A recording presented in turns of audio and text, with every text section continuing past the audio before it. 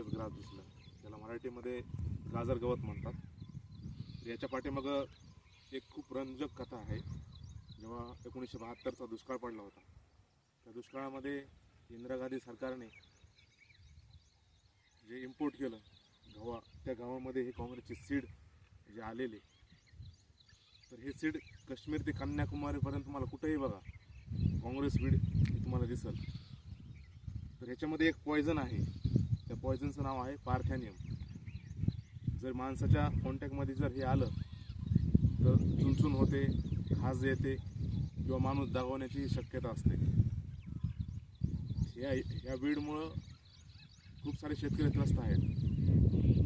तर याला कुठलाही आपलं जनावर खात नाही, कुठलाही ॲनिमल खात नाही, फक्त एक सोडता मॅक्सिकन बिटल, मॅक्सिकन भुंगा फक्त याला खातो. तर हे जर तुमच्या इथे शेतामध्ये असेल तर कुठलंही वीड उपटायचं नाही, पण हे जर वीड दिसेल तर ह्याला असं धरायचं, हे उपटायचं आणि हे फेकून द्यायचं. मला सांगायचं. Thank you so much. आणि आपण पुन्हा भेटूया आपल्या दुसऱ्या व्हिडिओमध्ये. Share, subscribe and like.